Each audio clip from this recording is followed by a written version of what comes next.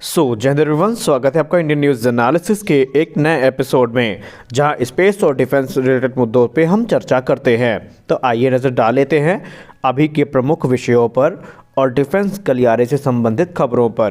पहली बात कर लेते हैं राफेल को लेकर आने वाली एक महत्वपूर्ण अपडेट की।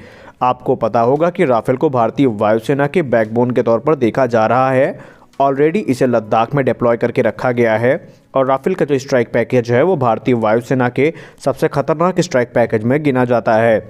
और जब सुखोई और राफेल एक साथ उड़ान भरते हैं तो निस्संदेह दुश्मनों के जो दिल हैं वो कांपने लगते हैं। लेकिन अब दुश्मनों के दिल में खौफ पैदा करने के लिए राफेल में एक और बड़ा अपग्रेड किया गया है। राफेल में एक ऐसी मिसाइल को ऐड किया जा रहा है जो निश्चित तौर पर दुश्मनों को उन्हीं के बिल में घुस करके मारने की ताकत रखती है। आइए बात कर लेते हैं वो कौन सी मिसाइल है। पूर्व और पश्चिम दोनों ही मोर्चों पर दुश्मन से घिरे रहने की स्थिति के दौरान भारत के लिए एक अच्छी खबर आई है।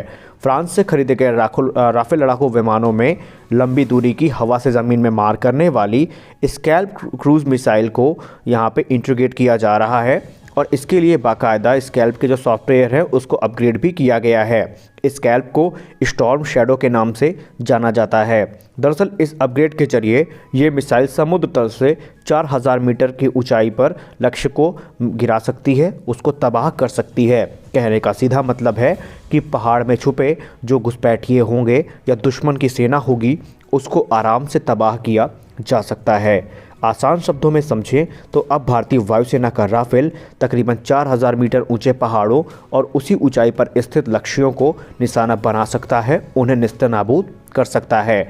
जबकि उसके पास ये कैपेबिलिटी पहले सिर्फ 2000 मीटर की थी, यानी कि पहले राफेल सिर्फ 2000 मीटर की ऊंचाई तक ही लक्ष्य को भेज सकता था। लेकिन सॉफ्टवेयर में ये बदलाव भारतीय वायुसेना के शीर्ष अधिकारियों से विचार विमर्श के बाद मिसाइल को बनाने वाली कंपनी MBDA ने किया है।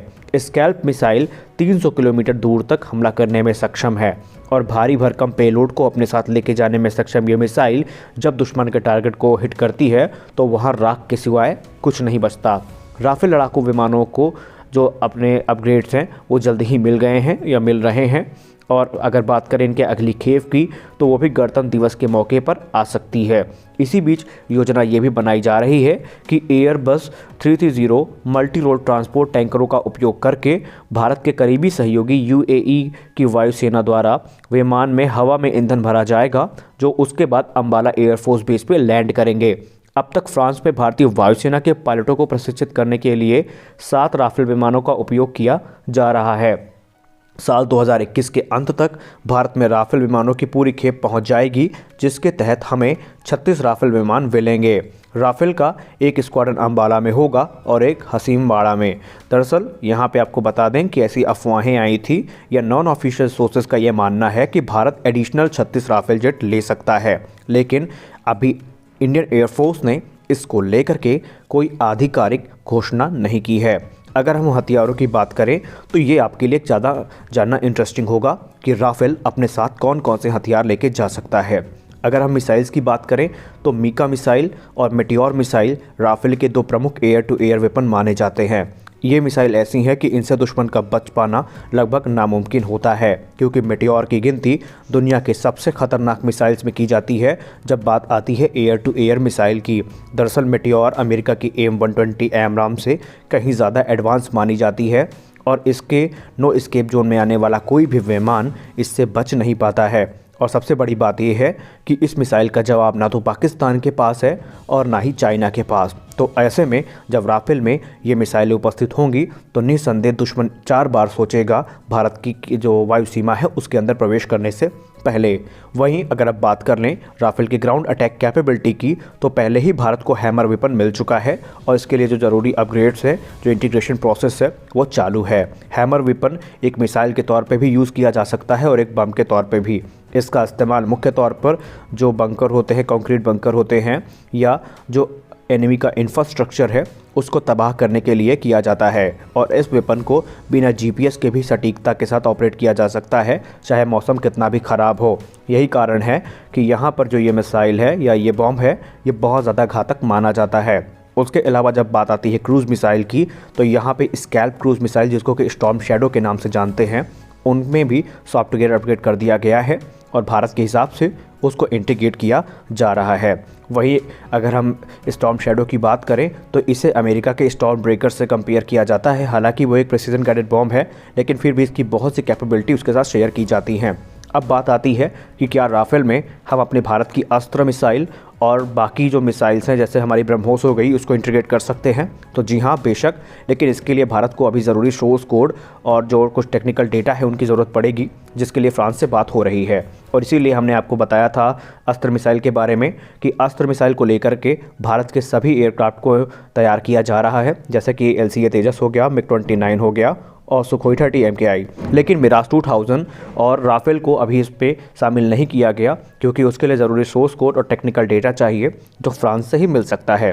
और एक बार वो टेक्निकल डेटा मिलने के बाद जो बाकी के जहाज़ होंगे राफेल और मिराज जैसे, इनमें भी जो अस्त्र मिसाइल है उनको भी इंटीग्रेट किया जाएगा। कहने का मतलब साफ है कि निकट भविष्य में राफेल के पास सुखोई 30 MKI के साथ साथ एक खतरनाक स्ट्राइक पैकेज होगा। और जब एक बार सुखोई 30 MKI और राफेल साथ में उड़ान भरेंगे तो निस्संदेह दुश्मनों का जो खौफ है वो सातवें आसमान में पहुंच जाएगा। अगली बात कर लेते हैं कावेरी इंजन को लेकर के। दरअसल अभी हालिया एक रिपोर्ट में कहा गया कि जब ब्रिटेन के प्रधानमंत्री बोरिस जॉनसन भारत में आएंगे तो कुछ बड़े निर्णय हो सकते हैं। निर्णय का तात्पर्य डिफेंस क्षेत्र से है। डिफेंस एक्सपर्ट का ये मानना है कि उनके आने के बाद सबसे बड़ा जो डिफेंस प्रोक्योरमेंट पॉलिसी है उसके तहत यहाँ पर भारत और ब्रिटेन संयुक्त रूप से एक जेट इंजन विकसित कर सकते हैं जो कि 110 किलोन्यूटन क्लास का हो सकता है। यहाँ पे चौंकने वाली कोई बात नहीं है, ये पहली मर्तबा नहीं था जब ऐसी रिपोर्टें आई हों। दरअसल आपको याद होगा कि रॉल्स रॉयस ने पहले भी भारत को ये ऑफ़र किया था कि अगर DRDO और रॉल्स रॉयस का जॉइंट वेंचर होता है और एक इकोसिस्टम जनरेट होता है तो वहाँ पर ऑलरेडी जो रॉल्स रॉयस है DRDO के साथ मिल करके एक उन्नत इंजन डेवलप कर सकती है जो कि 110 किलोन्यूटन या उससे ऊपर के क्लास के हो सकते हैं। लेकिन सवाल उठता है कि क्या ये इतना आसान होगा। दरअसल यहाँ पे भारत सिर्फ रॉल्स रॉयस ही नहीं है जिसके साथ बात कर रहा हो, जनरल इलेक्ट्रिक और सैफ्रॉन भी इस लिस्ट में शामिल हैं। और 2016 से 18 के बीच की बात करें तो रशिया का नाम भी इसमें जुड़ा था।